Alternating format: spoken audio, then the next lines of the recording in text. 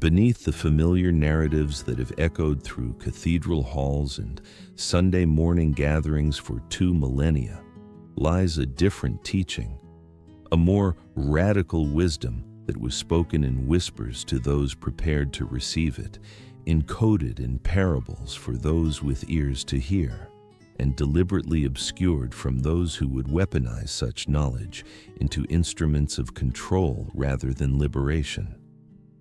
The figure known as Jesus, Yeshua, the Nazarene master who walked the dusty roads of Galilee, dispensing wisdom that threatened empires, delivered 2 distinct teachings, one exoteric, presented openly to the crowds who gathered hungry for miracles and comfort, and another, esoteric, reserved for the inner circle, for those souls ready to bear the weight of gnosis, of direct knowing that dissolves the boundaries between human and divine. What happened to these secret teachings represents one of history's most consequential editing processes, a deliberate filtering whereby the revolutionary core of the Master's message was systematically softened, institutionalized, and in many cases entirely removed from the canonical texts that would become Christianity's foundation. This was not a random loss, but intentional curation, decisions made in smoke-filled councils and political negotiations where bishops and emperors determined which gospels would be deemed acceptable and which would be branded heretical, buried in desert sands or burned to ashes. The criteria for inclusion often had less to do with spiritual authenticity and more to do with institutional utility. Teachings that empowered individual sovereignty were dangerous. At the same time, those who emphasized external authority, mediation, and dependency could be incorporated into structures of ecclesiastical power. Yet, the lost wisdom did not disappear entirely. Like water finding its way through stone, these teachings survived in fragments. The Gnostic Gospels discovered at Nag Hammadi, the mystical traditions that persisted in esoteric Christianity despite official condemnation, the oral transmissions passed from master to student in mystery schools that understood the Nazarene not as the exclusive Son of God, but as one who achieved a state of consciousness available to all who dare the same inner crucifixion and resurrection. These hidden teachings speak not of salvation through belief alone, but of transformation through understanding, not of humanity's inherent sinfulness, but of its forgotten divinity, not of a kingdom to come in some distant afterlife, but of a kingdom within, accessible in this very moment to those who shift their perception from the illusion of separation to the truth of unity. The secret teachings reveal that the Master's true message was never about creating a new religion, but about awakening individuals to the Christ consciousness that dwells within every human soul, that spark of the divine that organized religion would later claim belonged exclusively to one man in one historical moment, thereby creating a monopoly on access to the sacred. When you recover these lost wisdoms, when you read the censored texts and recognize the patterns that connect them to other mystical traditions across cultures and centuries, you begin to see that what was hidden was not complex theology, but elegant simplicity. The kingdom of heaven is within you. You are the light of the world. The works that I do, you shall do also, and greater works than these. These were not metaphors, but instructions, invitations into a radical remembering of what humanity was before the forgetting, and what it might become again when the lost wisdom is finally restored. The foundational pillar of the secret teachings rests upon a recognition that would dismantle the very structures later built in the Master's name. That divinity is not distant, but intimate, not external but internal, not the exclusive property of one historical figure, but the inherent nature of consciousness itself. When the Nazarene proclaimed, "The kingdom of heaven is within you," this was not a comforting metaphor, but precise instruction, a cartographic indicator pointing not toward some future realm accessed after death, but toward an immediate dimension of awareness accessible through the transformation of perception. The kingdom is not coming, he taught in the Gospel of Thomas. It is already spread upon the earth, and people do not see it. This blindness, this inability to perceive what is always already present, constitutes the true fall from grace, not some inherited sin requiring external absolution, but a forgetting, a narrowing of consciousness that mistakes the surface of reality for its depths. Central to the hidden wisdom is the concept of Christ consciousness, understood not as the exclusive achievement of one man, but as a universal state of awareness, the recognition of one's true nature as simultaneously human and divine, finite and infinite, temporal and eternal. The Master's radical claim, "I and the Father are one," was not a declaration of his unique status, but a demonstration of what becomes possible when individual consciousness remembers its source, when the illusion of separation dissolves into the direct experience of unity. The secret teachings preserved in suppressed texts make this explicit. The Christ is not a surname, but a state of being, and the invitation extended by the Nazarene was not to worship him, but to join him, to undergo the same inner transformation that would reveal the same indwelling divinity. "You are gods," he reminded his followers, quoting their own scriptures. Yet this uncomfortable equality was gradually edited into hierarchy, the radical democratization of the divine replaced with priestly mediation. The methodology of these lost teachings centers on gnosis, a Greek term meaning direct experiential knowledge as distinct from belief or faith in external authority. The secret wisdom was never about accepting doctrine, but about transforming, not about believing in the light, but becoming the light, allowing consciousness to remember its luminous nature through practices of inner stillness, contemplation, and the dissolution of the false self that imagines itself separate from the whole. This is why the teachings were delivered in parables and hidden sayings, not to obscure truth from the masses, but because certain recognitions cannot be transmitted through direct statement, but must be awakened through resonance, through symbolic language that speaks to the unconscious and bypasses the rational mind's defenses. Those with ears to hear would recognize the encoded wisdom. Others would hear pleasant stories about seeds and shepherds, never suspecting the revolutionary consciousness technology being transmitted beneath the surface narrative. Perhaps most dangerous to institutional power was the teaching of inner authority, the radical notion that each individual possesses direct access to divine guidance without need for intermediary, temple, or priest.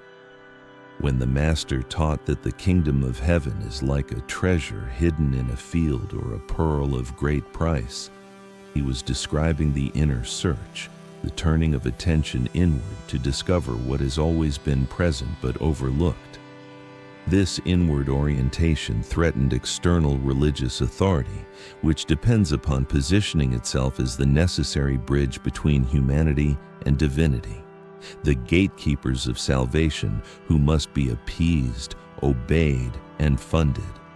The lost teachings restore what was stolen, the recognition that you are not separate from the source, that the divine spark within you is your birthright, and that awakening requires not confession to priests, but confession to yourself, the honest examination of what obscures the light that you are.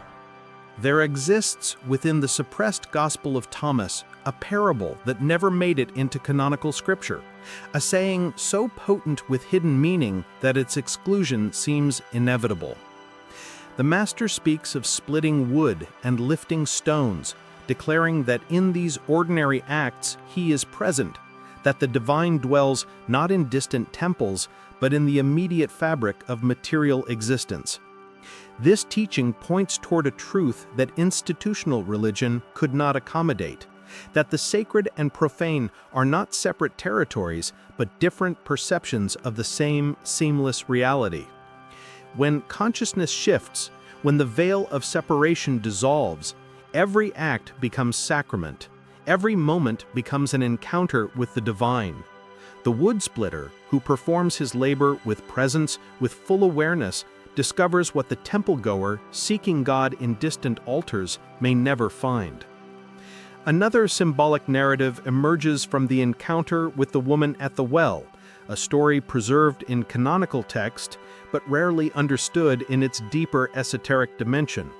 The Master speaks of living water, of a spring within that, once accessed, provides eternal refreshment. The woman, trapped in literal interpretation, imagines he speaks of physical water that would spare her daily trips to the well. This conversation illuminates the fundamental challenge of transmitting secret wisdom.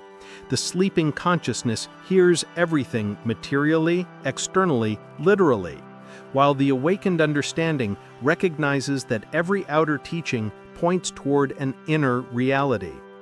The well is within.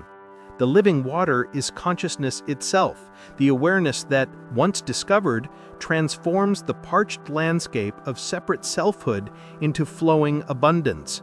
Those who drink from external sources, seeking fulfillment in possessions, relationships, achievements, will thirst again. But those who discover the inner spring find satisfaction that external circumstances cannot diminish or provide. The parable of the prodigal son contains layers of meaning that exceed its surface narrative about forgiveness and homecoming. In the esoteric reading, the son who departs represents consciousness that has forgotten its divine origin, the soul descending into the far country of material existence, of identification with form, of separation from source. The squandering of inheritance symbolizes the dissipation of divine awareness through attachment to transient pleasures, through the pursuit of satisfaction in external conditions that can never fulfill the deepest longing. The moment of return begins not with external rescue, but with internal recognition. He came to himself, the text specifies, indicating awakening, the remembering of true identity.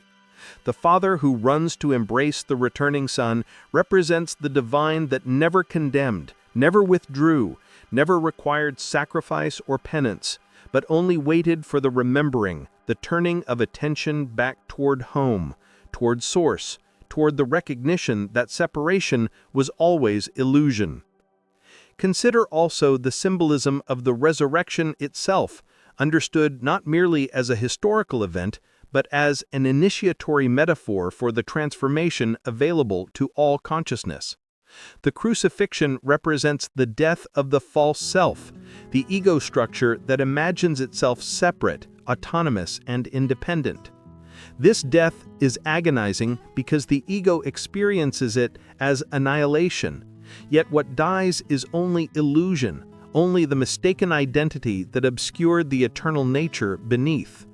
The tomb becomes the night, the descent into unknowing, where all previous certainties dissolve. The resurrection emerges as the recognition of what was never born and therefore cannot die. The Christ consciousness that was always present but hidden beneath layers of identification with the temporary, the finite, the merely human. This is the secret teaching, that you too must die and be reborn, not physically, but psychologically, spiritually, surrendering the small self to discover the infinite self that was your nature before the world began. The translation of these lost teachings from ancient wisdom into contemporary practice begins with the simplest yet most challenging shift: the movement of attention from external seeking to internal awareness. In a culture that conditions you from birth to look outside yourself for validation, meaning, and solutions, the Master's instruction to seek first the kingdom within represents a complete reversal of ordinary consciousness. Practically, this manifests as developing a daily practice of interior silence, of stepping back from the constant stream of thoughts, reactions, and external stimuli to simply rest in the awareness that witnesses all experience. This is not escapism, but the foundation for authentic engagement with life. For when you discover the still point within, you cease being tossed by every changing circumstance and instead become anchored in something unchanging beneath the flux. The teaching that you are the light of the world carries profound implications for how you navigate relationships, work, and creative expression. When you recognize your essential nature as consciousness expressing itself through temporary form, you stop waiting for permission to shine, stop dimming your gifts to make others comfortable, and stop outsourcing your authority to external validation. The practical application means bringing your full presence and unique frequency into whatever you do, understanding that your contribution is not about imitating others or conforming to expectations, but about allowing the divine spark within you to express itself authentically. This transforms work from mere survival activity into sacred offering, relationship from transaction into genuine meeting, and creativity from performance into revelation of what moves through you when you step aside and allow it. The secret teaching about the kingdom being already present, already spread upon the earth, radically alters your relationship to time and future orientation. So much of contemporary suffering stems from psychological residence in an imagined future, anxiety about what might happen, striving toward goals that promise fulfillment, postponing presence until conditions improve. The lost wisdom invites you into the only moment that actually exists, this eternal now, where the kingdom is always accessible if you have eyes to see it. Practically, this means catching yourself in future projection and gently returning to what is actually here, the breath moving through your body, the sensations of aliveness, the immediate gift of existence that requires nothing to be different before you can recognize its inherent completeness. The emphasis on inner authority over external mediation transforms your relationship to spiritual seeking itself. Rather than collecting teachings, gurus, and belief systems as though truth exists outside yourself, waiting to be acquired, you begin to recognize that authentic wisdom must resonate with something you already know deeply, that teaching from outside can only awaken what already dwells within. This makes you appropriately discerning rather than blindly obedient, willing to take what serves your awakening and release what does not, understanding that the true teacher is the consciousness within you that recognizes truth when it appears. In practice, this means developing trust in your inner knowing, that quiet voice of deeper wisdom that speaks beneath the noise of conditioning, culture, and consensus reality, allowing it to guide your choices even when those choices diverge from external expectations or conventional paths. You stand now at the threshold of a recognition that 2,000 years of institutional editing could not entirely erase. A wisdom that survived in hidden gospels and whispered transmissions because truth possesses a resilience that outlasts empires and ecclesiastical councils. The secret teachings of the Nazarene Master were never meant to create followers, but to awaken equals, not to establish a religion of dependency, but to ignite a revolution of consciousness where each individual discovers the Christ nature dwelling within their own awareness. What was lost has been found, what was buried has been unearthed, and what was suppressed is now available to any soul courageous enough to look beyond the sanitized narratives and encounter the radical message that threatened power then and threatens the architecture of limitation still. The lost wisdom asks nothing less than everything: the surrender of the false self you have been taught to be, the dissolution of separation consciousness that imagines you as an isolated fragment rather than a holographic expression of the infinite, the courage to claim your divine inheritance instead of begging for scraps from external authorities who benefit from your forgetfulness. This is not comfortable teaching, not the gentle reassurance that someone else's sacrifice has purchased your salvation while you remain unchanged. This is the demanding path of inner transformation, the invitation to your own crucifixion of illusion and resurrection into truth, the recognition that the kingdom of heaven is not a reward for good behavior but your present reality waiting to be perceived. The invitation extended across centuries remains open in this moment, to seek within rather than without, to recognize the light you are rather than continuing to search for it in distant places, to understand that the works the Master performed were not demonstrations of his unique divinity, but previews of humanity's collective potential when consciousness remembers its source. You are not separate from the divine. You are its current expression, the infinite temporarily wearing the costume of the finite, eternity exploring itself through the beautiful limitations of time and form. This recognition changes everything, because it relocates authority from external institutions to internal knowing, from historical events to present awareness, from beliefs you must accept to truth you must become. The world does not need more believers in the lost teachings, but more embodiers of them, individuals willing to transform from seeking to finding, from worshiping the light in another to recognizing and radiating the light within themselves. This is the secret that was hidden, the wisdom that was lost, and the remembering that is now possible. The Master's true legacy is not a religion bearing his name, but awakened consciousness recognizing itself in all beings, the Christ appearing not once in history, but continuously in every soul that dares to split the wood, lift the stone, and discover the divine presence that was never absent, only overlooked. You are that presence. You have always been that presence. And the only thing required now is remembering.